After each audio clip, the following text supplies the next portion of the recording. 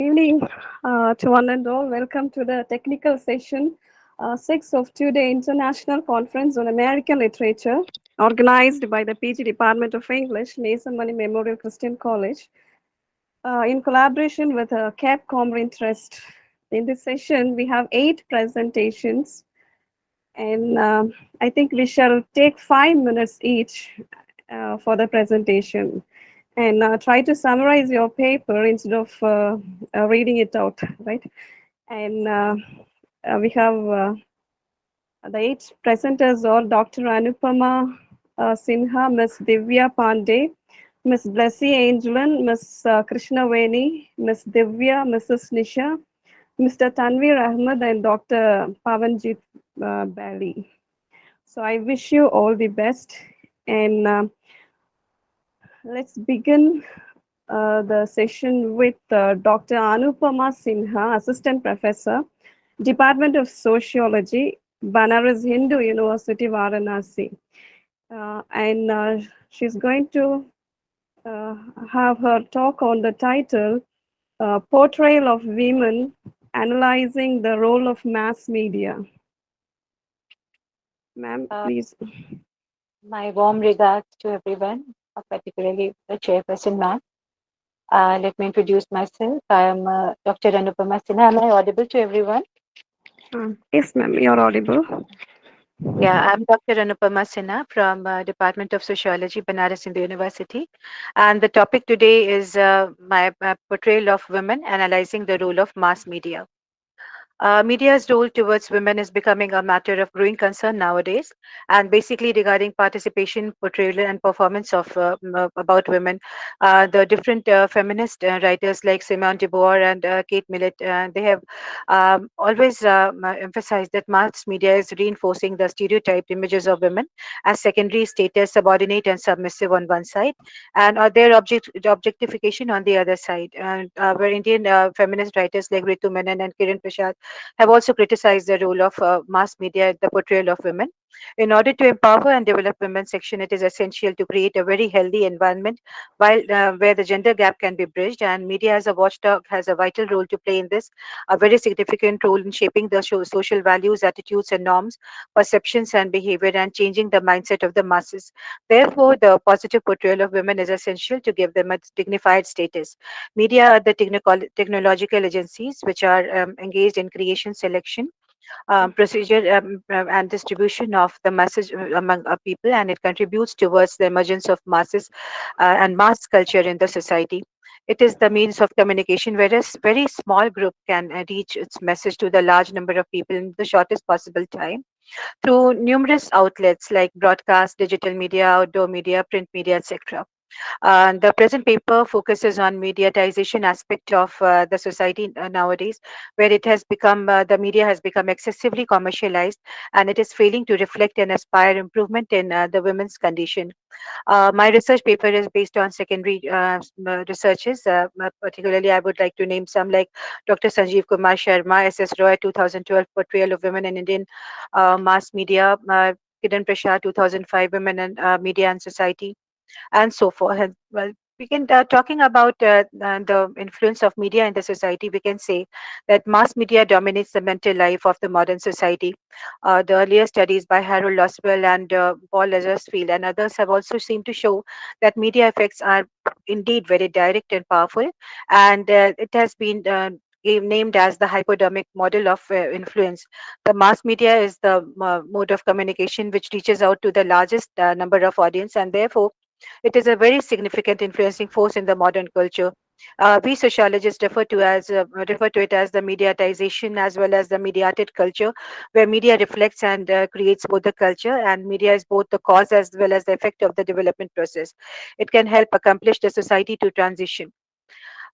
Talking about analysis of the mass media and women, we would say that during the past decades, advances in the information technology has facilitated a global communication network that transcends the national boundaries and has an impact on public policy, private attitudes, and behavior, especially of children and young adults. Whereas the potential has existed for media to make a far greater contribution to the advancement of women, More women are also getting involved in the careers in the communication sector, but few have attained the position at the decision making level or serve on the governing board and bodies that influence the media. The lack of gender sensitivity in the media is still persistent, and the failure to eliminate the still gender based stereotyping has been found in the public and the private sphere. There is continued projection of negative and degrading images of women in media communication. They do not provide balanced picture of women's diverse lives and contribution to the society in the changing world. In addition, the violent and the degrading or the pornographic media products are also being negatively projected and affecting women and their participation in the society. The worldwide trend towards consumerism has also created a climate in which advertising and commercial messages do portray women primarily as consumers, as target, and they target girls and women of all ages. It has been seen that in many studies that social issues related to women get less than 9% of attention, while sensational stories related to women, which are invariably the crime stories, get attention between 52 to 63% of items in the newspaper. In fact, we can say that the Indian society generally considers women as weak and inferior, and as a result, the women undergoes tremendous trauma from birth to death. Education dropout is there, female feticide is there, domestic violence is there. There are a number of issues, but the media is not focusing on these problems. On the contrary, we find that there is a continuous objectification of women. At one side, women are on the receiving end. They are being subordinated. They are being projected as submissive, and those things are also being glorified. The more at the sacrificing end the woman is, and the less demanding she is, they are being glorified as the mother earth. And women's physical attraction has also been used as a whole or in part to market everything. These ubiquitous images encourage people to think of sex and women as commodity, and these many contribute to the violence against women. According to the United Nations research report of 1975, advertising and portrayal of women, advertisement has been held responsible for projecting women in the derogatory light. Talking about the femininity aspect of projection in the mass media, we can see that femininity as well as masculinity is not a biological but rather cultural construct. Representation and manifestation of femininity differs across culture, time, and societies. Femininity is culturally and socially constructed by family, education, public, and to a large extent by the media. The media images of women and men are often tailored to the men perform preferences or to the preferences of one particular segment of the society. Media has always been portraying women images in the discriminatory nature. Despite the fact that today things have improved to a little extent, media has started to increasingly associate femininity with independent and powerful women. Qualities informed by sexuality continues to play a dominant role in the shaping of the femininity. Fragmental display of female body, the fragmentation of women's body in media, promote objectification of women's body, and it becomes increasingly difficult to perceive holistically the owner of the body and its possessing personality. The standard of beauty also, as portrayed in the media, however, is it is impossible to achieve because of the societal variation and development of image through numerous technical means. All this is due to the patriarchal creation for patriarchy and for the patriarchal taste. In the present context, even women involvement in equally leading position in media has not changed the image of women portrayal in media due to their still being educated with the media rules of patriarchal system, resulting in their producing of sexist image of women in the stereotype setup. So, looking at the exploitation of women in the mass media, we can see that mass media is the key factor in socialization of kids and adolescents all around us, and they start getting affected by the media, their thoughts, their feelings, their behavior, and belief, and thus they promote and perpetuate the deviant behavior and objectification of females. Young girls internalizing their self worth as nothing more than object or worry on how others perceive their physical appearances. The submissive and the docile portrayal of women, on the other hand, give them a sense of powerlessness and depressed and make them more vulnerable. So, at the same time, media can play a very important role of women empowerment. We can say as the fourth pillar of democracy, the development of women's education and their access to services and job have contributed to augmentation of media at all subjects of the society. In this context, media has a significant role to play to generate consciousness in women about their rights, gender equality, and their ability as prospective prime transporters of bringing changes and modification within the social setting. There has been imperative contribution of media and empowerment of women and in promotion of their shelter, protection, and well-being. In the present scenario, we can say that online media, in comparison to the traditional media, hugely influences our perception and ideas about women and girls in the society. And it thus plays a very crucial role in achieving gender equality in society by creating gender sensitive and gender transformative content, by breaking gender type stereotypes, by challenging traditional social and cultural norms and attitude regarding gender perception content, by showing women in leadership roles and an expert contribution in decision making. Media should give right information to and about women so that it equips them to challenge the existing norms and stereotypes. And therefore, it can help society to achieve an all inclusive role and thereby creating gender equality in content, workplace, and management. Media is a part of life. It is all around us and it has the power to pressurize as well as criticize. Therefore, it should be used in progressive way and used positively, which will make women informed about their rights, their health consciousness, their strengths and weaknesses, and self-expression should be encouraged. New digital technologies and thus empower women and by training them about the new digital technologies. There are some recommendations and suggestions in this respect because media has an immense responsibility, being the fourth pillar of the democracy, and therefore the perspective exists for media to make better involvement to empower and development of women. Self-regulatory methods for media is required to eradicate gender discrimination and gender discrimination-based programs. Media should create awareness about risks prevailing at home and how to deal with those risks at the workplaces while traveling and while staying outside home. Media should give information about economic investment to make women economically sufficient and empowered. Media should create health awareness in women. Media should provide knowledge about support group to women about various national governmental organization, voluntary organizations working in the favor of and supporting women. Mass media should encourage positive attitude in women and instill strong willpower in women.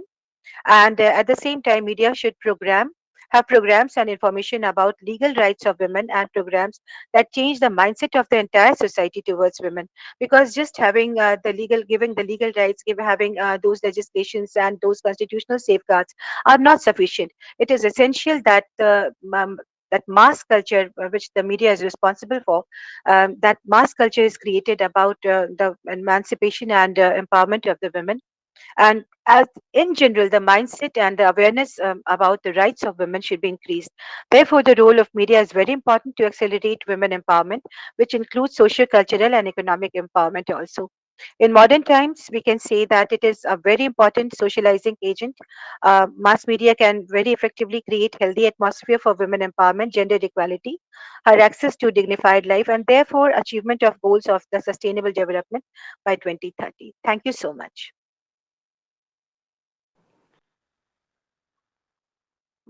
Thank you, ma'am, for your uh, insightful presentation. And so, is there any questions or observations from the participants?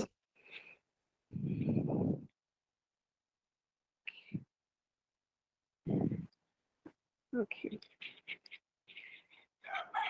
Uh, so, ma'am has elaborately dealt with the objectification and the fragmentation of women, and as well as the discriminatory attitude which is prevalent in the society. And media's role towards women is becoming the growing concern of the writers and thinkers in the present world. And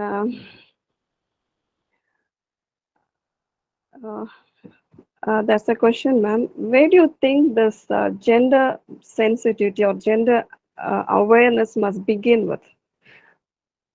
I think it should begin with the media become being the fourth pillar of the democracy.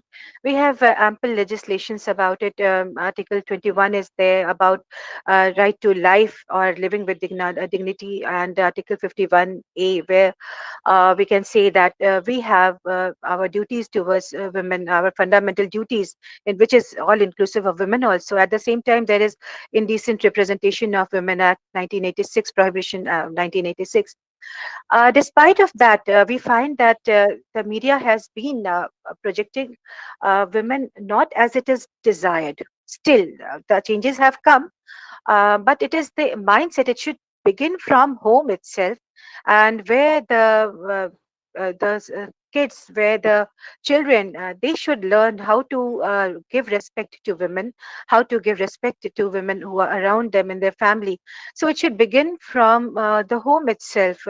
And the media being the fourth pillar of democracy, and more so during the pandemic time, we have all been very much, all of us have been dependent for entertainment, for all the things, for on the digital and on the media. It was the main source of entertainment, and nowadays OTT is also there. So we can say that yes, we should begin with first from the home itself. The mindset has to change, because the media reaches out, and it has we can say that its effect is very strong, as it has been said that it is a hypodermic model. So media does have a role to play, but we should begin with that, practicing at the home itself, at the home level. Thank you. Okay. Um, Thank you, ma'am, for your perceptions. Thank you. Thank you Okay. so much, ma'am. Okay. Okay. Uh, so the next presentation is by Ms. Divya Pandey, Assistant Professor, Department of English, Ishwar Saran Degree College, University of Allahabad, Uttar Pradesh. And her title is Historical Legacy of Slavery in Beloved by Toni Morrison. Good evening, ma'am. Am I audible? Yeah, yeah, you're audible, Divya. You Okay. can proceed. Thank you so much, ma'am. Yeah. So, as ma'am has already mentioned, the title of my paper is Historical Legacy of Slavery in Beloved by Toni Morrison. The paper will critically analyze the novel Beloved by Toni Morrison so as to explore the ways in which the institution of slavery thwarts any attempts of identity formation of the freed slaves. Even after the abolition of slavery, the former slaves were not able to get rid of its clutches. The novel, since the beginning, focuses on the import of memory and history. The paper will highlight that the characters of the novel have suffered immense physical and emotional trauma in slavery, and they have tried to repress it. This repression has led to their isolation and being cut off from the community and their own self. Set, the protagonist of the novel, suffers from the historical legacy of slavery in the form of painful memories and her daughter's aggressive ghost. Said's past is too painful to recall due to circumstances under which her 2-year-old daughter died and traumatic violent experience she had to undergo at Sweetheart, the plantation where she was a slave. The paper will argue that the repression of the characters is problematic because it prevents formation of any stable identity. The hard-earned freedom of different characters of the novel is also a threat, as the absence of history and memory inhibits the construction of any stable identity. The novel Beloved explores the physical, emotional, and spiritual devastation wrought by slavery, a devastation that continues to haunt those characters who are former slaves even in freedom. The most dangerous of slavery's effect is its negative impact on the former slave's sense of self, and the novel contains multiple examples of self alienation. Paul D, for instance, is so alienated from himself that at one point in the novel he cannot tell whether the screaming that he is hearing is his own or someone else's. Slaves were told they were subhuman and were treated as commodities whose worth could be expressed in dollars. Consequently, Paul D is very insecure about whether or not he could possibly be a real man, and he frequently wonders about his value as a person. Set also was treated as a subhuman. She once walked in on school teacher during her slavery days, giving his pupils a lesson on her animal characteristics. She too seems to be alienated from herself and filled with self-loathing. Thus, she sees the best part of herself in her children. Yet her children also have volatile, unstable identities. Denver conflates her identity with Beloved, and Beloved feels herself actually beginning to physically disintegrate. Slavery has also limited baby Sug's self conception by shattering her family and denying her the opportunity to be a true wife, sister, daughter, or a loving mother. As a result of their inability to believe in their own existence, both baby Suggs and Paul D become depressed and tired. Baby Suck's fatigue is spiritual while Paul D's is emotional. While a slave, Paul D developed self-defeating coping strategies to protect himself from the emotional pain he was forced to endure. Any feelings he had were locked away in the rusted tubercutin of his heart.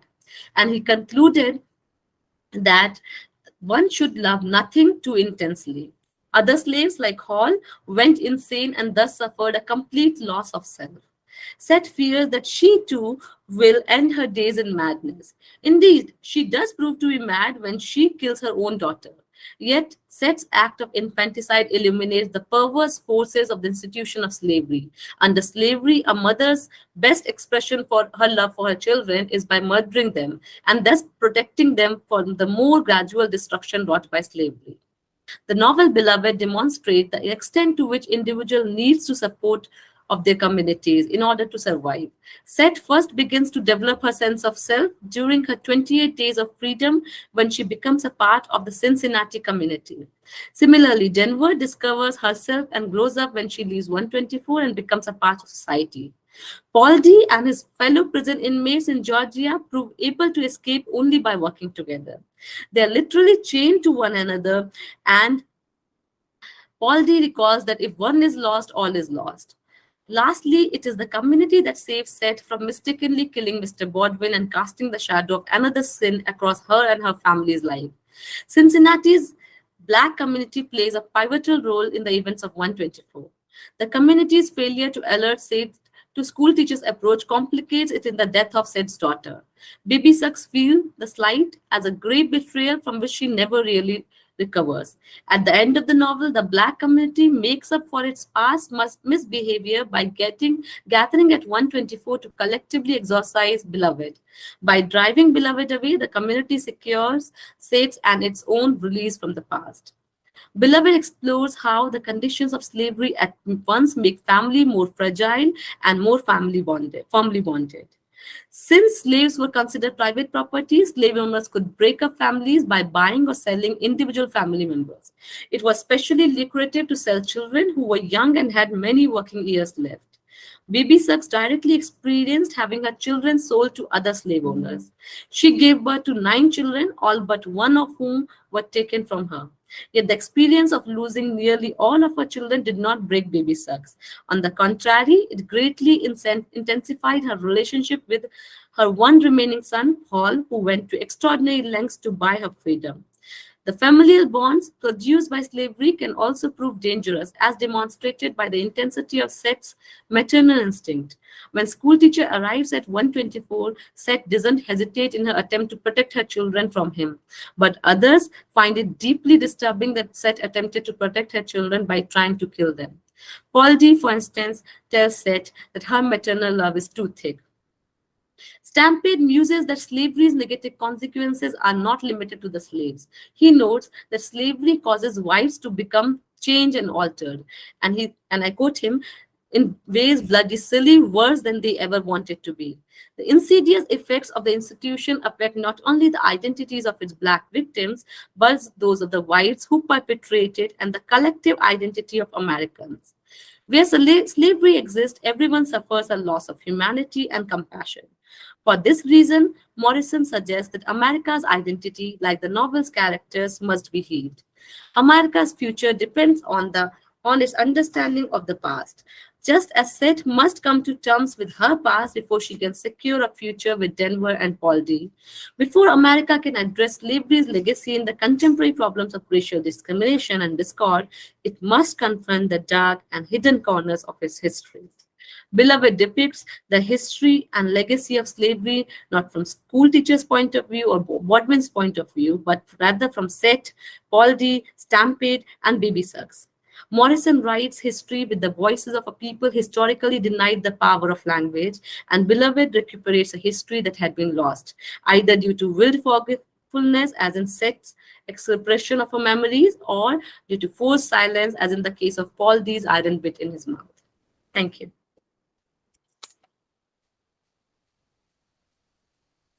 Oh, yeah, Divya, it's really um, what a sensitive analysis of Toni Morrison's Beloved.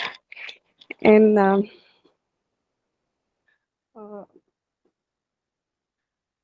the most crucial aspect of this novel is where uh, Toni Morrison makes a very unique exposition of love, where mother's momentous choice of murdering a baby, her own child, is an exposition of love, right? And so, Divya, how far Toni Morrison is successful in blending history, slavery, and love. And you know that, Toni Morrison, she was influenced by the life of Margaret Garner for this novel, right? And how far she is successful in blending or infusing this in the fusion of history, slavery, and love in Beloved. Okay, ma'am. So I think Morrison in this novel, she tries to fuse history, and what she's trying to show is that uh, the characters which represent the Afro Americans, probably of contemporary America, they can come, or American itself can come to term with its own uh, present situation, the problem. Only if they first take into counter the traumatic past. First, they have to address the past, acknowledge the traumatic past, and then only they can find a solution to a contemporary problem. And I think through this very emotional and sensitive novel, and which is based on a true incident, I think Morrison does it quite successfully. Uh, the major problem that the characters of this novel face is that they try to repress the memory, and that's what America has also done. Try to repress the past, the painful. The past is so traumatic, so painful that they have tried to repress it. And so, if we look at the novel, all the characters, whether it's Baldy or whether it's Baby Suggs, or most importantly Set, they suffer because of this repression of this traumatic and violent past. It's so painful that they cannot recall it. But when they are confronted with Beloved who is representative, who is symbolic of this painful past that has come to their present, then they start reminiscing, they start recalling those painful moments.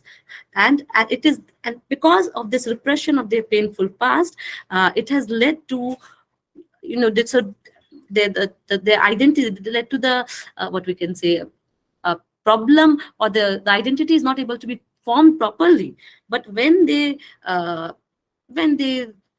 look at their past, when they acknowledge it, and when they start telling stories about their past, we see a sense of self starts developing in Paul D and in Set, and some relationships start developing between them, with each other, or with their own self. We see a huge self alienation in the characters of Paul D and Set, which is being passed on to Posset's daughter Denver also, and they are completely dissociated from the community also.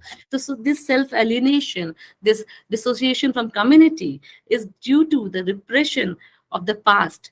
And I think when they encounter Beloved, which represents, uh, the past, and when they acknowledge it, when they address this past, it is only then uh, some kind of identity formation begins. Okay. Thank you, Ms. Divya. Thank you. Thank you. Um, so the next presentation is by Ms. D. Blessy Angelin, PhD research scholar, and her title is The Interconnection of Human and Nature in Select Novels of Willa Cather in The Professor House and Tom Outland. Yeah, good evening, ma'am. Yeah, good evening. Good evening to all. I'm Blessy Angelan. So my topic is okay. Villa Cather was born in Black Creek Valley, Virginia, a tiny agriculture town among the Blue Ridge Mountains, on December 7, 1873. She was the oldest daughter of Deputy Sheriff Charles Cather and Mary Virginia Bogue Cather. In the 1750s, the family migrated to Pennsylvania from Ireland. Cather authored O Pioneers in 1930 and My Antonia in 1917 while residing in New Hampshire. Her works were about the devastated of original life and the demise of the pioneering tradition. During this time, she also penned several of her most famous books, including The Professor's House, My Mortal Enemy, and Death Comes from the Outshipper. Human well-being and human aspirations are Cather's primary responsibilities to the earth. Cather places a highly value on human interactions with the natural world. Fences, fields, trees, and hills play a major role in her stories. It is the only object outside of the tale, and it serves as the story's foundation. The researcher defined Villa Cather's position as a land defender in the session.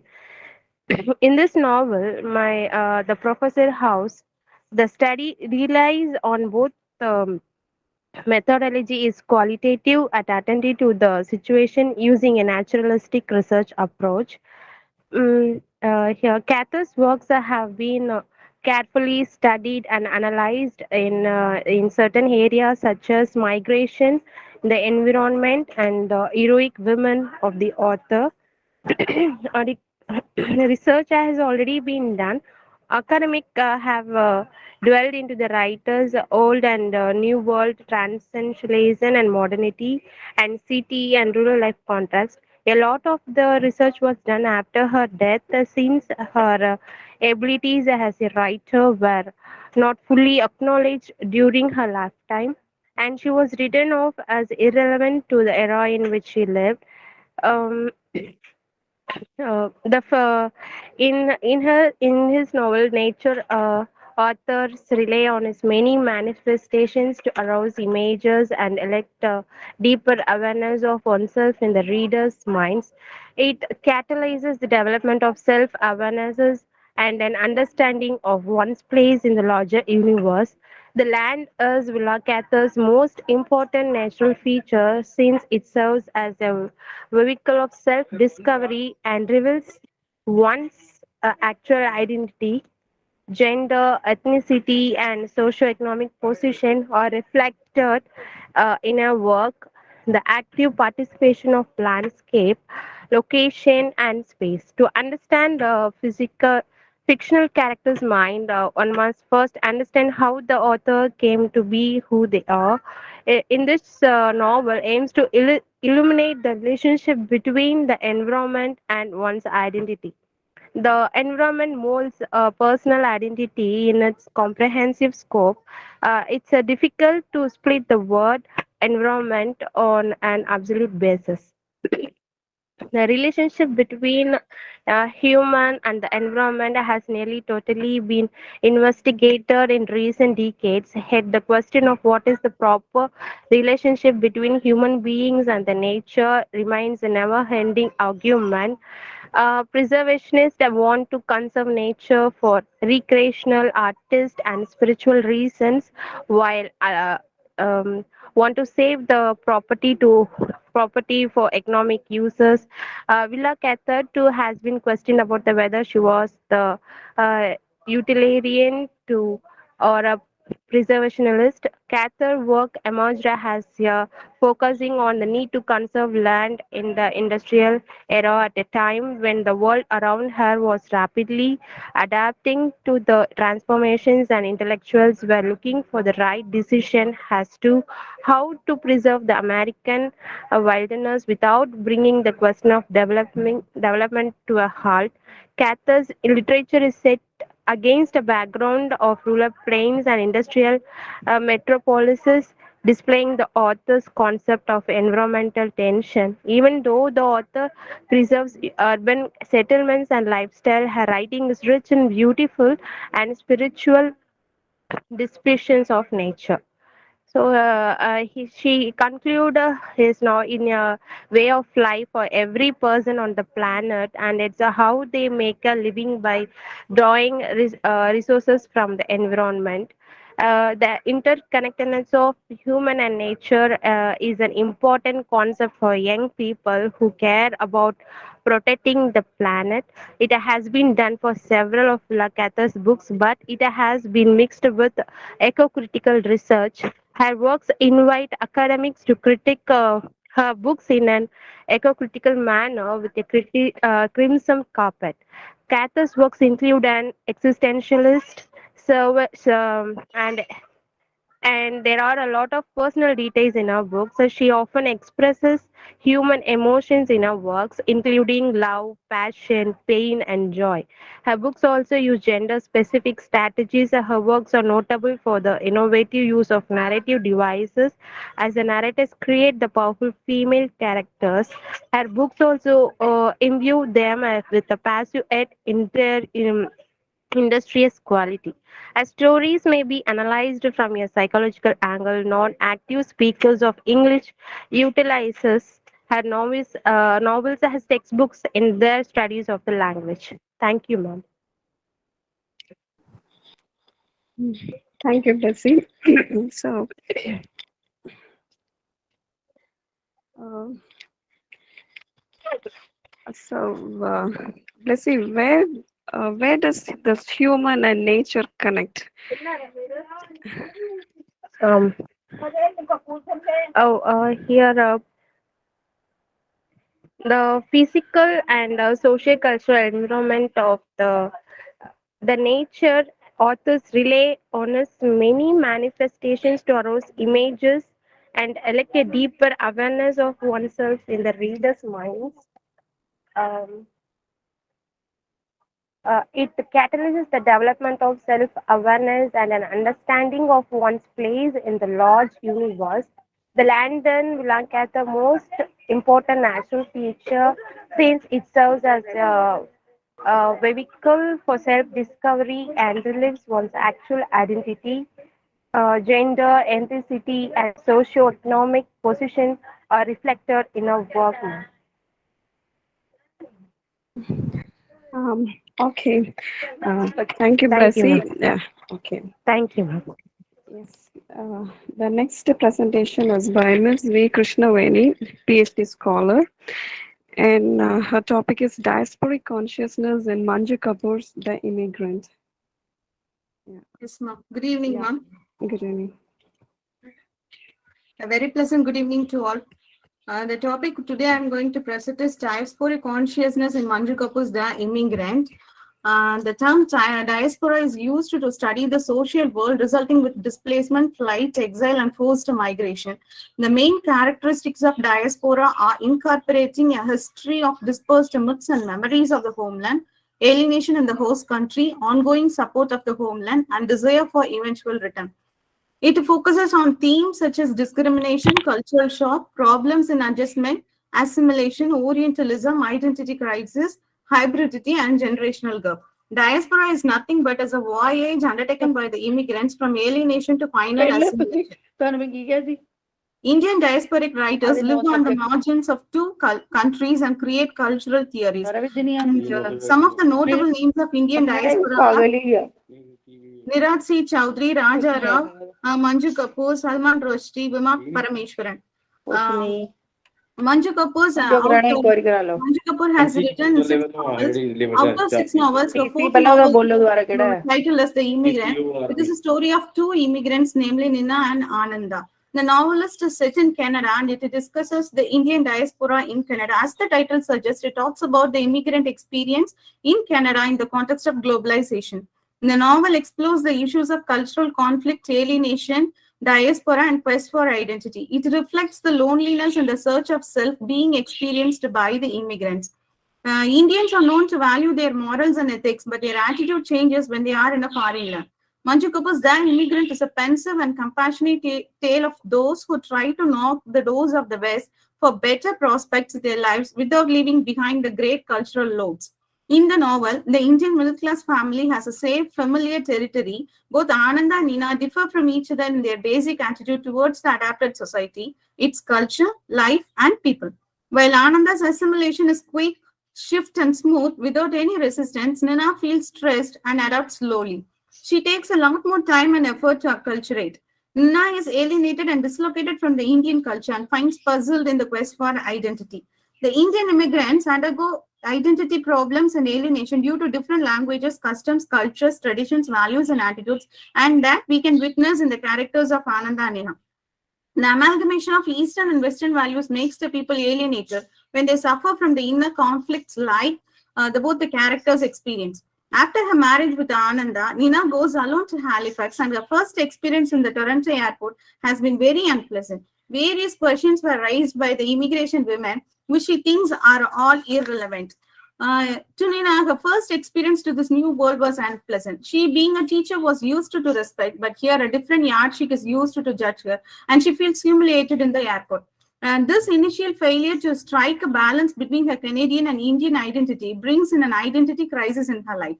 Her distressing and marital relationship and her immigrant experiences play a significant role in her identity formation and reformation. This results in cultural isolation that leads to personal isolation as well. Life in Canada is complete contrast to Indian-based Nina, a woman who considers herself the bearer and guardian of a nationality and communal tradition cannot adapt to the new diasporic surroundings because she is in a constant search for the lost nation, home, and family. As a result, the acute psychological study of the quest for identity and alienation becomes significant in the context of the issues of the immigrants. The couple plays out a simultaneous existence in two cultures and face varied problems at different stages on the road to their assimilation on a new culture. Kapoor explores the special challenges that the young immigrant wife faces in their life through Nina. They are already so pressured in professional and life to them become an even more impossible balancing act inside a foreign culture. The immigrant who comes as a wife has a more difficult time. Pushed into the burden of staying at home jobless and being denied a life outside of marriage, she has to console herself that planning the weekly minute together secures the future. As she changes from sari to jeans and takes her first morsel of meal, which she so hated, the readers realize how depressing it can be to dress every day, entirely different from how one is used to dress and to live on food, the thought of which has always been new to. One week, and Ananda is delighted when she accepts both fish and beef in her diet. While he is happy that life will be much easier now, Naina lets out the hidden truth that her taking of fish and beef was the result of fragmentation and distress, not a desire for convenience. Nina represents the modern and revolutionary women of new generation in quest of definite identity of her own. Thus, the theme of migration leads to self-discovery. Thus, living abroad as an immigrant is not easy without any adjustment, as it happens in the case of Nina and Ananda. Displacement is a painful experience, and despite all struggles, man is caught between two alienations, two countries, and two landscapes. Thus, Kapoor beautifully portrays the psyche of the immigrant characters in her novel. Thus, time and again, people in a foreign land languish for their motherland so much so that even things they used to despise during their stay in their native country often attempt them. The novelist Manju Kapoor artistically handles the theme of discrimination to identity formation in diaspora and highlights successfully the Indians and Indian culture in Canada in the second half of the 20th century in her novel, The Immigrant. Thank you. Ms. Krishnaveni, Yes, ma'am. yeah. So the novel is about the aspects of alienation and displacement, and I would like to know, right, about the identity formation and reformation, the aspects of identity formation and reformation. Yes, ma'am. Initially, when Nina went to Canada, she was like an Indian woman, and later on, slowly she tried to adapt her culture to the Canadian as she was a Canadian. And towards the end of the novel, she reformed herself as an alienated one. Though she adopted the culture of the Canadian, still inside her heart, she always yearns for the culture of India. She always want to be Indian, but she tried to reform herself according to the situation, according to the placement. So this is called formation and reformation. Okay. Thank you. Thank you, Krishnavati. Thank you. The next presentation is by Ms. L. Divya, guest lecturer from Bharati Women's College, Chennai.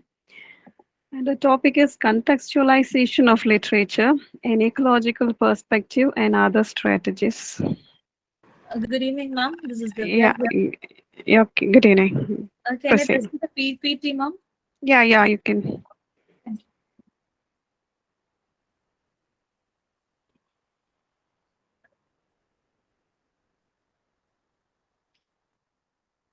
So shall I start now? So my topic is an ecological perspective and other strategies.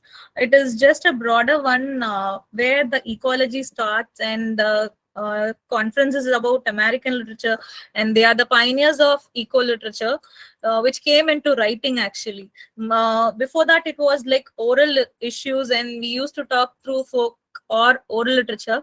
But specifically, they wrote in writings that ecology is also related to literature. So this is the purpose of writing this paper. So my paper aims to discuss the ecological issues through literature. So it is obvious that the outside literary world is limited in their hot topics such as class, gender, and race, but ignores and never suspects that the Earth's life system is in a critical situation. Whereas newspaper headlines are full of oil spill, deforestation, global warming, cloud bursting, toxic waste, acid rain, destruction of topsoil, famine, droughts, floods, hurricanes, cyclones. Indeed, there is very little doubt that in recent years, environment or ecology has become one of the central discourses in the Western world. So, ecological issues are especially important in the social and natural sciences. It is the duty of those men who have social and political and literary responsibilities should address urgent ecological problems and develop practicable and visionary solutions for them. Earth has very finite and limited natural resources, and it is our moral duty to preserve these resources for the next generation. The role of humankind in nature, that is the part of it, not it is, I mean, it is nature is the part of human.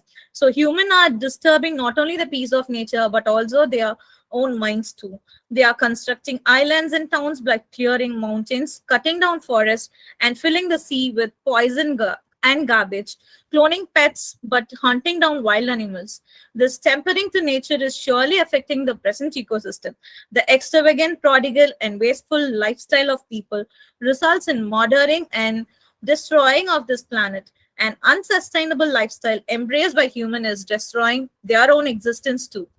So it is the need of the urge that came into existence, that is eco-criticism. It is an umbrella term which used to refer the environmentally oriented study of literature and the art, and the theories that underline such critical practice. It is a new critical method available to critics to analyze the literature. It is concerned with nature writing, and ecological themes in all literature. It deals with ecological problems like pollution, global warming, climatic change, deforestation, species extinction, and other ecological exploitations too. It is associated with the desire to investigate and remedy the current environmental problems. It is the study of literature and environment from an interdisciplinary point of view, where all sciences come together to analyze the environment and brainstorm possible solutions for the correction of the contemporary environmental problems. And there are finite resources on Earth, and more than that, some limited portion of humankind uses. The less available is to us now. Humans are actually derailing the human rationality by tampering with nature. They construct islands by destroying the mountains and then accumulate junkyards in the sky. And as for the recent report, if you see the newspaper, we can see that even in the Mars, only the NASA has sent so many garbages are left over, even in the other world too. Not only spoiling the Earth, we are spoiling the other world too. So building golf courses in the desert, having destroying the birds using 5G, 4G, all Gs, and then As said by Cheryl Godfrey, she is the first American professor of literature and environment in the Eco-Criticism Reader. She points out that postmodern age, the profession of English literature must redraw the boundaries to remap rapidly changing contours of literary studies. She maintains that global environmental crisis is apparently ignored by scholars. She believes that environmental problems are largely of our own making. I quote one of her lines from her book, Eco-Criticism Reader. We have reached the age of environmental limits, a time when the consequences of human actions are damaging the planet's basic life support system. We are there. Either we change our ways or we face global catastrophe, destroying much beauty, exterminating countless fellow species in our headlong race to apocalypse. Many of us in colleges and universities worldwide find ourselves in dilemma. Our temperatures and talents have deposited us in literature departments, but as environmental problems compound, work as usual seems unconsciously frivolous. If we aren't not part of the solution, we are part of the problem, she emphasizes. The works of William Barton, Alexander Wilson, and John James Audubon illustrated that the important contributions made by natural history writers during the early Romantic period of the history of eco-criticism came into being. William Barton, in his work Travels, he contributed that a person who was fully immersed in experience of American wilderness, he was full of appreciation of the wonderful intricacy of natural system and believed that everything manifested the divine and imitable workmanship. And Alexander Wilson, he is also inspired by the beauty and diversity of American birds, which devoted his life to study, and he used to walk miles and miles to search about the undiscovered species in the monuments or the mountains. And he has wrote in his work American Ornithology, which he assumed that deliberately the natural history is not only the contribution to science, but also the cultural identity of the nation. And through his poem, The Forest, it is a narrative poem, which was, in that poem, he wrote his experience about walking 1,200 miles on foot journey to the falls of Nigeria, both as an ornithologist as well as a romantic poet. And he, if you read the work, you would definitely enjoy how the American birds have been very beautiful. And he has told number of species where our scientists or whatever it is, ornithologists have left out. He has quoted in his work. John James Audubon, like Barton and Wilson, he also traveled thousands of wilderness miles in order to discover, the study, and document native species in America. Audubon's writing also characterized elements of early romanticism in America that represented affections for the pictures in natural scenery, a powerful attraction of the American sublime, an inclination of melodramatic sentimentality, and lurking interest in Native American. All these three writers celebrated the relationship with non-human nature, thereby introducing proto-ecological sensibility upon which further developments in the genre of natural history writing. In the end of the 19th century, American naturalists and explorers are often credited by eco-critics having initiated the conservation movement, and then how the work of scientific description and speculation, how the nature has been described beautifully in their works. And many critics have shown that their writings were imbued in their poetic spirit. In Britain in the 19th century, the Romantic poets reacted strongly against 18th century emphasis on reason and sought new ways of expressing their thoughts and feelings. So Romanticism is not about loving towards each other, both the genders or what. It might be the love towards the nature also. That is what the romanticism here means. So romanticism is not only related to the love, it is also love with the nature. It is an embodiment of rudiments of eco-criticism also. So the romantic interest in nature is particularly significant to eco-critics because these poets were revolutionary in their politics, and preservation of the natural world was one of the most important elements of their radical thinking. So with this, I'm going to conclude. Eco-literary discourse addresses how literary texts articulate the silence of nature and to what consequences. Thus, eco-criticism can explore non-human world in literature and discuss how it is marginalized or silenced and incorporated in the human language. The verbal constructions of nature, either in its romanticized or in its idealized form, or as a hostile wilderness, especially in poetry and fiction, usually lead to a binary way of thinking that justifies present the catastrophic abuse of nature. To counter this approach, eco-criticism embarks upon the project of reconceptualizing nature not as an object of observation or interpretation, but as an active agency in its own right. Eco-criticism does not enable the critic to examine or do the environmental study to text in literary discourse.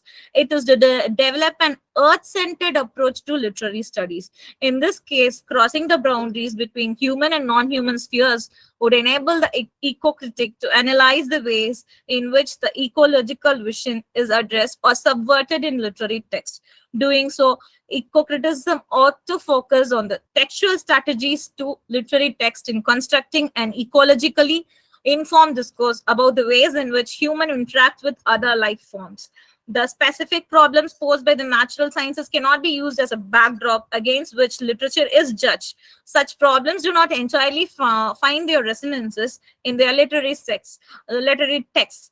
The deep ecological crisis is a global phenomenon that needs to be addressed in literary studies as well. So contextualizing of ecological themes such as environmental pollution, deforestation, vanishing of animals or species, deforestation, toxic waste of contamination, and destruction of forests in the literature would lead more and more analysis of ecologically informed criticism rather than other criticism too. The adoption of ecological concept of the critical terminology is in fact an enhancing process towards developing a more comprehensive perspective in the literary field today.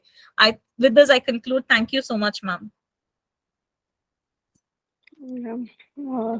Miss Divya, Yes, your study is really a thoughtful and far-sighted one. And what are the strategies for recontextualizing literature with ecology? My point is like recontextualizing is these days we were concentrating only on feminism, voicing out for the women, or like postmodern age or history. We can learn from history. Everything is fine. This is the ninth hour. We are in the ninth hour that we should survive. So in this survival of existence, we need nature also as a part of our literature too. So rather than having a perspective of reading a text or contexting a text through postmodernism or modernism or post-colonialism, or as we discussed earlier, it might be marginalization, or it might be migration or immigrant. Those are the problem of ourselves. Are we thinking that if we exist only, we can talk about all these problems? If we don't exist, how can we talk about all these problems? So it is the need of the art to talk about the ecological issues or contextualize any work of art or any literary text through ecological issue is my perspective. I don't know whether the answer is right or not, or you am I answering you properly the need of the question? I don't know, ma'am. Yeah, so your approach is good. Okay, And perhaps to conclude, before that, you asked, I think, Blessy, where the human and nature is connected. For me and you, I think human is the part of nature. There is no connection between human and nature. We are the part of nature, and it is our duty to be to preserve the nature, ma'am. Oh, yeah, good. But really, nature can exist without human. Yes, But ma'am. Yes, ma'am. but But we human cannot can exist. exist without nature, right? Yeah, So nature can comfortably with ease, right? It can dwell, right? But we oh, cannot.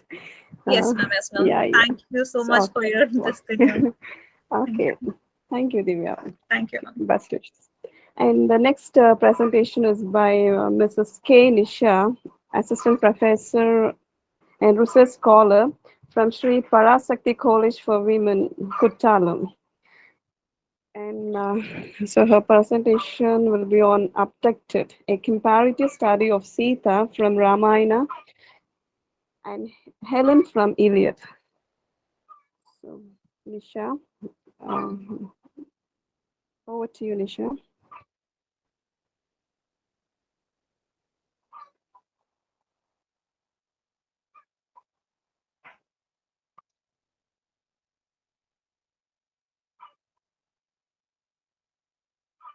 So, Nisha,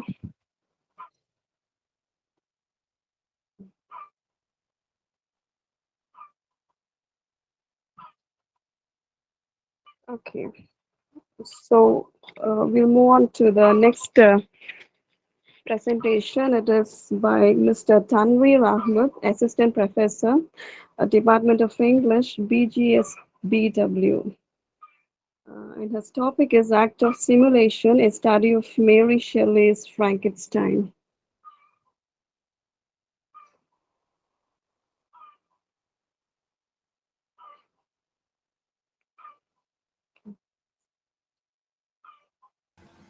Thank you, ma'am. Uh, uh, Respected chair and other participants, a very good afternoon to all of you. My title for today's presentation would be The Acts of Simulation, a study of Mary Shelley's Frankenstein. Now, these simulations is a concept that comes from postmodern studies, and simulations is not something that could be seen as a new phenomenon in human societies. Simulations have existed in human societies from the time past, and simulations, if defined in a very common sense, would be imitation or copy. So human societies or human beings have got this tendency of copying. Either they copy nature, they copy themselves, they copy the objects around themselves. And as human beings have evolved over time, everything related to us has developed or advanced. So in this scenario, simulations have also advanced or grown with us.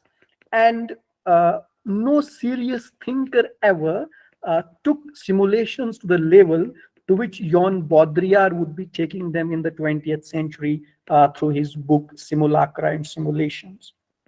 And this research paper today would be presented from the point of view of Jan Baudrillard.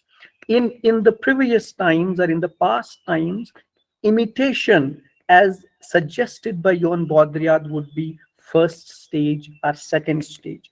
Now, in both those stages, there was an apparent or obvious difference between the original and the duplicate. But when this process of imitations reaches to the simulations, the difference between the original and the duplicate fades away, or it's totally absent. Now, this concept of simulations, though developed in 20th century, and then we will find the simulations being used extensively everywhere, whether it be in the movies or it be in the other senses. However, the simulations used in movies, whether they be Hollywood or they be Bollywood, is not that dangerous as per Jan Baudrillard. But the simulations, when it overtakes human societies, when it overtakes the politics, when it overtakes the discourse, becomes very dangerous. So today, I'll just go back in time to the 18th century when science was not very developed, robots were not very common, simulations as a concept was not there. We were still in the first or the second stage of simulations. We have Mary Shelley, wife of P.B. Shelley, writing Frankenstein. Now, this Frankenstein, uh, written somewhere in 1800, became a very famous and would later be influencing the science fiction, which has become a very dominant mode of writing in the 20th century.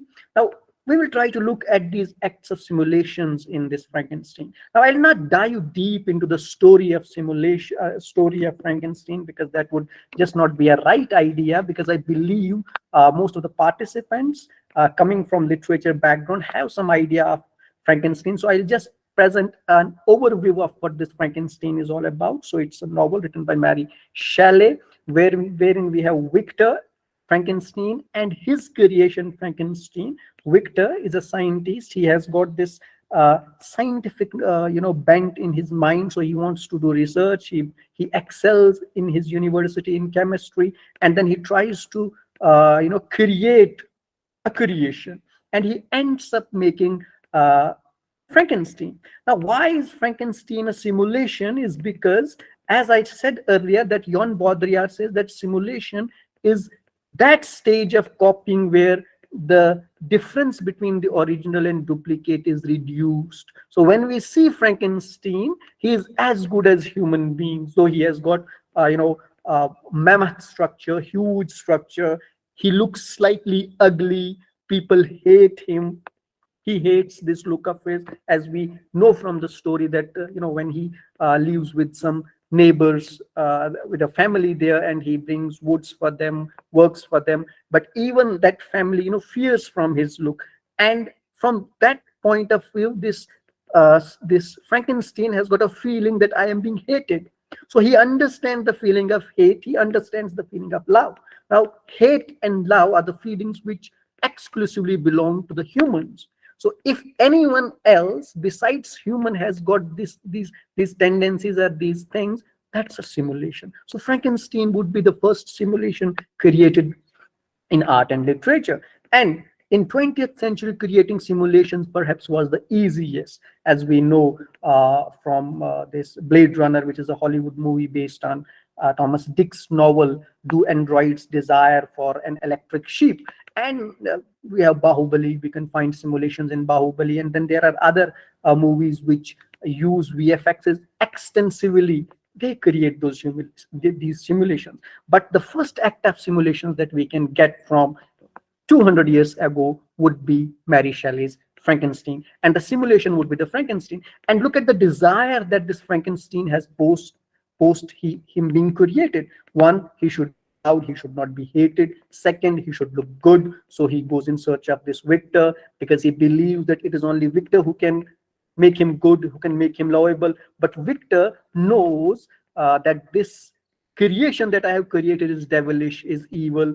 And then the story transforms. Victor and Frankenstein come in contact. Frankenstein forces Victor to create a female partner of his, because he thinks that he is unhappy. But Victor is though forced initially to create another simulation, a female simulation for Frankenstein, but eventually he thinks that this second creation would be as evil as the first one, and he fears more if a breed of such thing comes into existence, that would be more fearful. So Victor denounces this idea, though in response to this, we find in the story that the feeling of hatred and revenge arises to the extent in that he would kill Elizabeth, to whom Victor marries, and later he kills the friends of the Victor, the relatives of the Victor, and eventually runs away. And then Victor runs after him in pursuit of him. He thinks that he should kill Frankenstein, but eventually what you find is that that Victor also dies at the end of the novel. So what my point of view in this research article, in this presentation, was looking at these simulations. Now, the simulations that we will have in the present times would be altogether different when Baudrillard talks. He talks about simulations in the form of Disneyland. He talks of the simulations in the form of movies. He talks of simulations in the form of wars. He talks about simulations in the form of scandals that arise day in and day out. For example, the famous scandal, Watergate scandal, which took place in USA way back in 1970s. He calls it a simulation. The Gulf War that took place in 1990s, he calls it a simulation. The Disneylands which exist across the globe, he calls them Disneyland.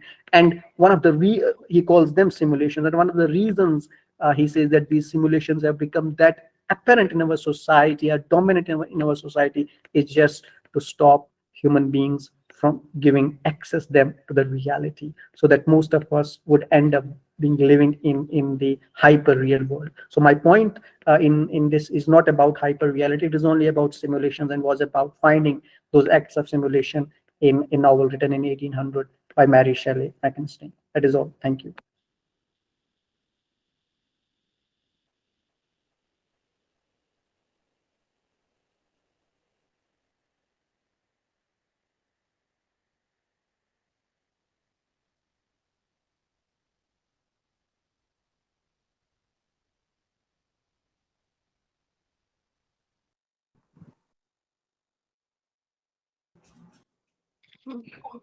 Thank you, Mr. Tanvir, for a very insightful study on the topic of simulation.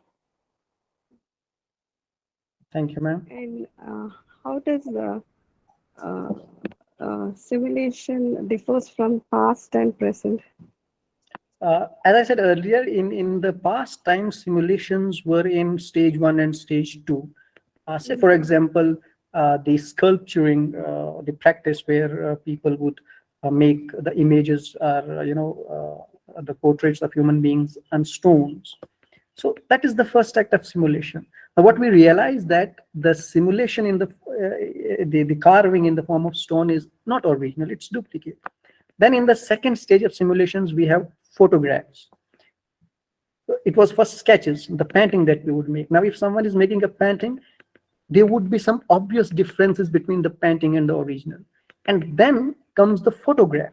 Now, when we click the photograph, that is near simulation, because now the difference between the original and the duplicate will get almost, blurred or decreased to the extent.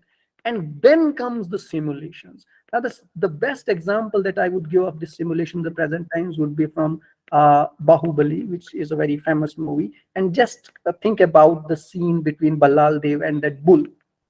Now, if you see that bull, most of the people would think that this bull is actually real. But what actually is that this bull is not even in the scene. This is not a duplicate bull also.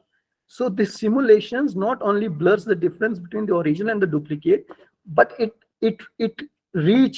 takes copying to a level where original does not exist. You just watch Blade Runner. In Blade Runner, there would be no original. In Bahubali, there would be no original. There would only be simulation. So we don't have a reference point. Now if the participants go back and watch that scene between Ballal Dev and the bull, and then just look at how it was created, there is no original. So what simulations do, they not only blur the gap between the original and the duplicate, but they also replace the original with the duplicate. So that is the difference between the imitations in the past or simulations in the past and simulation in the present time. The present simulation, there is no original. The present simulations, there is no difference between the original and the duplicate. Hope that answers the question. So is there any other writer who portrays this aspect of simulation? Well, in contemporary times, there will be number of writers. As I said earlier, there is this Thomas Dick, a writer who writes this novel, Do Androids Desire for an Electric Sheep? That would be the best example that you would find in the simulations. And then most of the science fiction novels that we have, they deal with the simulations. And then we have Rajnikant's famous movie Robot, that could be taken as the example of simulations. Blade Runner, a Hollywood movie, would be an example of simulations. Can you name some of the theorists who deal with this simulation? Well, it's Jon Baudrillard. Okay. Any other? Well, I don't have in my mind right now, because the most famous writer in simulation would be Jon Baudrillard. Okay. Thank you, Tanvir Marma. Thank you. So the next presentation is by Dr.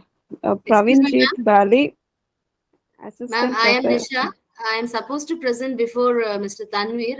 There was a network problem, so I couldn't present. Shall I present, ma'am? Nisha, could you please wait, right? So we'll have Dr. Pravinjit, and next you can have your presentation. Okay. Okay. So Dr. Pravinjit Bali, Assistant Professor, GCW, Bhagwati Nagar, Jammu. And his topic is eco-criticism in the Comedy of Survival by Joseph W. Meeker. Good evening, everyone. So today I'll be deliberating upon eco-criticism in the Comedy of Survival, Studies in Literary Ecology by J.W. Meeker. So should I begin with it, ma'am? Yeah. Okay. Only when the last river has been polluted and the last tree been cut down and the last fish been caught will we realize that we cannot eat money. Environmental degradation is caused by two major contributors, that is man and modernization. culture of consumerism, urban development, industrial and technological development, all these have laid a heavy toll on the environment. Many countries are striving hard to meet up these basic requirements such as water. The world is already confronting the repercussions of neglected nature in form of increasing number of natural calamities like tsunamis, cyclones, droughts, global warming, and emission of excess amount of greenhouse gases, and disaster caused by prevailing pandemic. Nature and literature have always shared a deep proximity down the ages in every culture of the world. It is a heartening development that literatures across the world have been trying to address major challenges being faced by the environment. This inclusion, in turn, is helpful in raising environmental consciousness among commoners. This literary and cultural interest in environment it comes under the umbrella term of eco-criticism. The Comedy of Survival was first published in 1974, and since then it has been credited as the founding work in the field of literary ecology. Meeker was a uniquely interdisciplinary man, a postdoctoral comparist in both world literature and in ethology, that is, the study of animal behavior. In the Comedy of Survival, he proposed the idea that two of the major modes of imaginative literature might be seen from an evolutionary perspective as representing different adaptive strategies. While cultural evolution in a Darwinian sense is hotly debated and the whole idea is problematic, Meeker was about something different. He saw literature as imitative, an attempt at metaphoric representation of fundamental aspects of human life, and since strategies for physical survival and adaptation to the environment are part of the reality of any species, including humans, there was no reason why literature shouldn't in some way reflect them too. The two modes were tragedy and comedy. In studying world literature, Meeker found some significant differences between them. Tragedy was almost exclusively the creation of Western civilization, arising out of its heroic myths, while comedy was very nearly universal, occurring wherever human culture exists. Tragedy focused on individual hero who suffers and dies for his ideals, while comic hero survives without them. Comedy looked at all high ideals of individual triumph or transcendence with a jaded eye, and its successful conclusion was always one where life continues and community, generally represented by a wedding or several were celebrated. Meeker wrote, comedy demonstrates that man is durable even though he may be weak, stupid, and undignified. At the end of the tale, the comic hero manages to marry his girl, evade his enemies, slip by the oppressive authorities, avoid drastic punishment, and to stay alive. His victories are all very small, but he lives in a world where only small victories are possible. Comedy is a celebration, a ritual, renewal of biological welfare as it persists in spite of the reasons they may be for metaphysical despair. The Comedy of Survival looks at specific works containing some of the principles Meeker was trying to put forward. From Aristophanes' pro-feminist anti-war play Lysistrata to Dante's Divine Comedy to Spanish picaresque novels and the 20th century satirical masterwork Catch-22, Meeker showed comic heroes and comics stories embody many attributes of successful survival strategies and in animals too. These behaviors make it possible to coexist with predators and prey, respond to threats by avoiding or redirecting unnecessary aggression, and survive and thrive in a complex, dynamic environment. Meeker repeatedly emphasized that the genius of evolution is not in the perfection of individual or even of species, but the ecosystem, a dynamically stable condition of maximum diversity. Here is a summation of his ideas about civilized versus wild complexity. The truth may be that the civilized human life is much simpler than most animal life. We seem to have used our enlarged brain in order to reduce the number of choices facing number, and we have sought the simple way of destroying or ignoring our competition, rather than the more demanding task of accommodating ourselves to the forces that surround us. We establish artificial polarities like evil, truth and falsehood, pain and pleasure, and demand that a choice be made which will elevate one and destroy the other. We transform complicated wilderness environments into ecologically simple farmlands. We seek unity and fear diversity. We demand that one species, our own, achieve unchallenged dominance where hundreds of species lived in a complex equilibrium before our arrival. So I'll end my paper here only.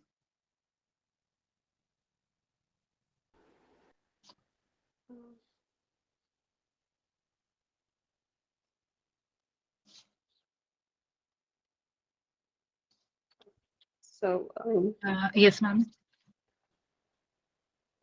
Joseph W. Meeker, in his particular article in the Comedy of Survival, he has made an observation that comedy is the art of accommodation and reconciliation.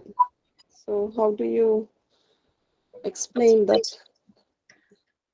Yes, ma'am. Because as far as I have understood it, that basically what he wants to say is that the tragic view has led to cultural and biological degradation.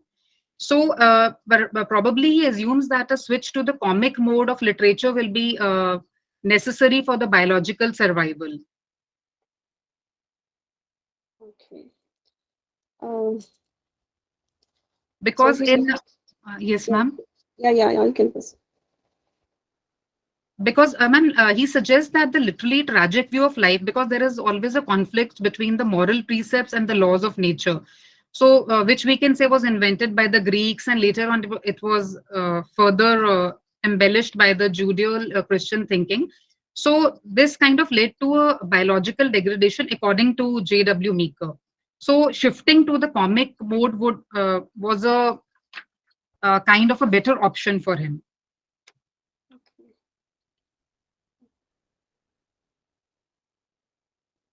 He also makes a reference to ecological wisdom and ecological insanity. Yes, ma'am. Is there any difference between ecological wisdom and ecological insanity? Ma'am, I believe that it's all about maintaining the balance, like adopting the sustainable ways of survival and not being selfish to our own needs. Because as they say that the earth is enough for the man's need, but it's not enough for the man's greed.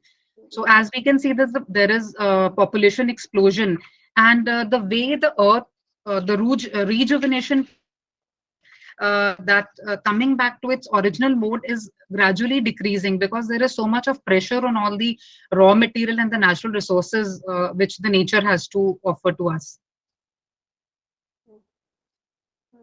Thank you, ma'am, for your in-depth study of eco-criticism from the point of view of Joseph W. Meeker. Thank you.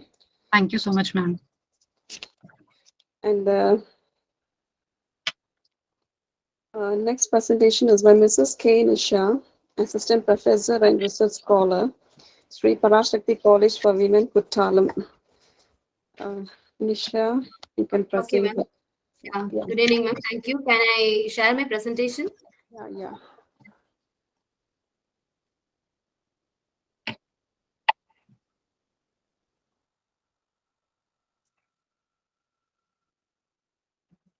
Okay, ma'am. There's some technical problem. I'll present, ma'am. My topic is on abducted. It's a comparative study of mythological character Sita from Ramayana and Helen from Iliad. So we all know that these two are two great mythologies, Indian mythology as well as Greek mythology. Mythology has always been fascinating and awesome, and it has enchanted human beings for generations, and it has actually inspired and inculcated moral values in people. That's quite a lot of thing we can find in these mythologies. Even in today's scenario, we find that these mythological ideas give comfort through the comic books, movies, science fiction, fantasy, etc. Because they give solution to number of problems. So to name few mythologies, we have Greek, Norse, Indian, Native American stories, Japanese folklore, etc. So this study attempts to study or explore two influential protagonists from two great epics belonging to two different cultures and traditions. One character is Sita from the Indian epic, the Ramayana. The second character is Helen from the Greek epic, Iliad. So both these characters share one similarity, that is protection. For thousands of years, these ancient myths have shaped our understanding, and they have laid the groundwork for modern legacies. So these are typically, they evoke the association with the traditions, and they have been passed on from one generation to another.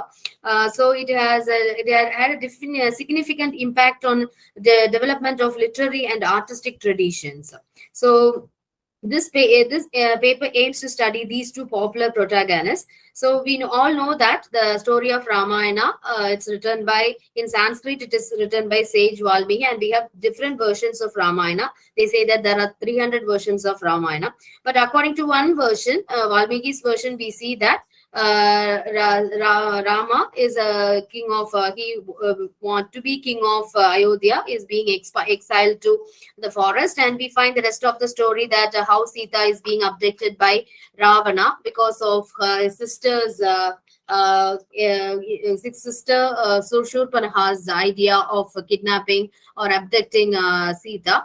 So that is the idea we see behind Ramayana. So same thing we can find in Iliad also, but there is one particular. There are also two different versions in Iliad. We find that Helen, on one account, she has come of her own with Paris, or otherwise we can say she has been abducted. So two different versions are also there in when it comes to Homer's Iliad, and also it has come from various epic styles. Both the heroines have been abducted, and that results in a war. In Ramayana, we find that war it is to kill the demon king, that is Ravana. That is the avatar or the incarnation Rama has taken for. And here also we find there are a lot of great characters who are being killed, and finally we come to know that Helen has been taken.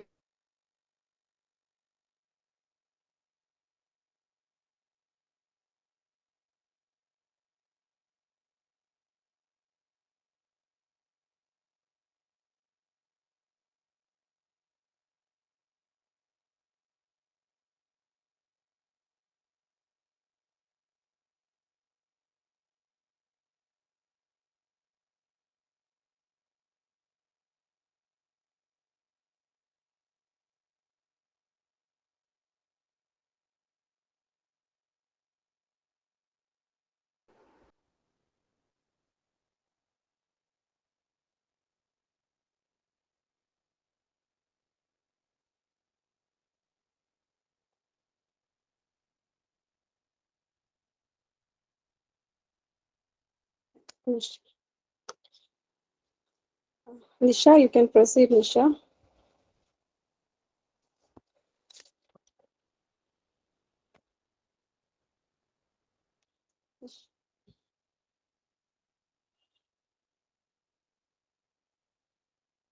Ramayana, we find.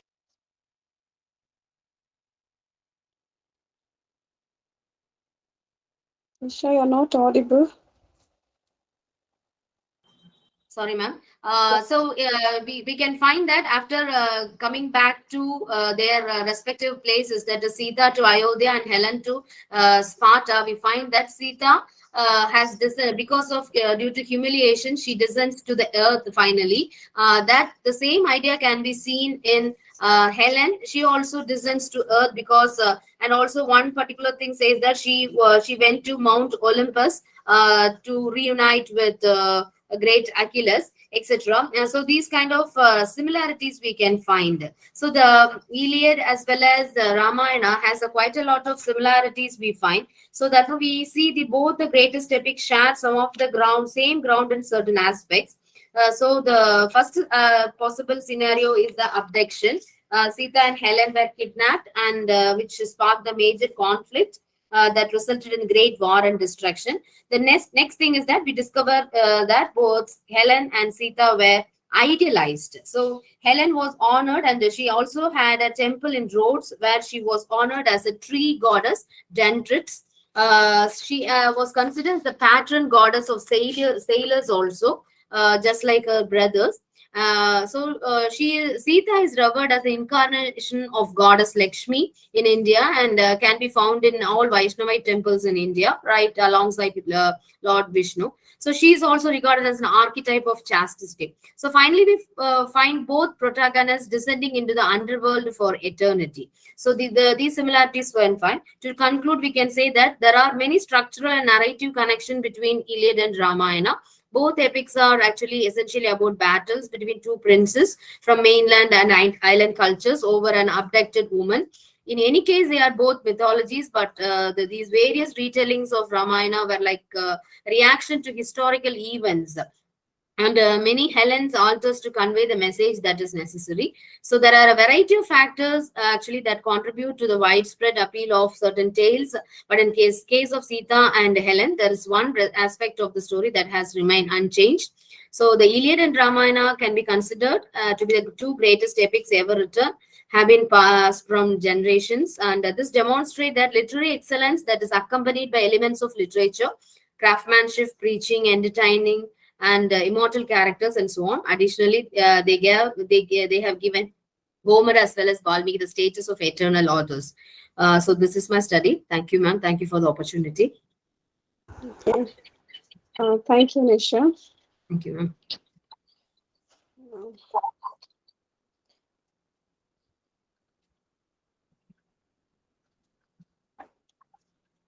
So what made you to compare these two epics? Actually, my study, my research is going on in mythology. So I am studying on suppressed characters, that is marginalized characters from mythologies. That is my research. So when I was reading, I have read mostly all the mythologies of the world, so that I can get an idea of complete idea of the mythologies first of all, because there are most of the mythologies are similar in nature. Only the culture or the tradition or the way they carry out can change, maybe the dressing style or the way they make use of the situation or the background, etc. changes. But many of the stories and many of the gods and the demigods, everything seems to be similar. So from this we can understand that all the culture and tradition have their own mythologies or myths, which we have learned from our childhood days. We are enchanted by that, I think. In all the religion, all the culture, we find these myths which make really, which create the human nature or human character. So we are all taught from our childhood days there. So I was really enchanted by that. So I have made a vast study of these different mythologies. So when I found, I thought that the abduction, the theme of abduction was same with the Helen as well as Sita. Maybe the circumstances may sometimes differ. So as I told you, there are different versions of Ramayana. In one version of Ramayana, we feel that Sita is actually the daughter of Ravana, and Ravana knows about it, and he was really worried about the Aryan male chauvinism of Rama, who every time who asked Sita to go into Agni Parisha, etc., and also that kind of things. There were a lot of things were there. So due to the Aryan invasion, he was a Dravidian and he was an Aryan. So there was a kind of thing. So he wanted to give a safer place for his daughter. That kind of versions we can find. And also in Helen's story, we find that it is Helen was very much willing to go with Paris. That is one kind of version. In another version, we find that she was really abducted, and as a prize for Paris' answer to Aphrodite. So that is how we find the similarities. Many similarities we can find. So that is why it instilled me to take these two characters and make the study, ma'am. Okay. Thank you, ma'am, for your thank you, ma'am. Comparison between these two epics. Thank you. Thank you. So we have come to the end of this technical session 6. I express my gratitude to the organizers and the coordinators for giving me this opportunity. And also I thank all the paper presenters and the participants. Thank you.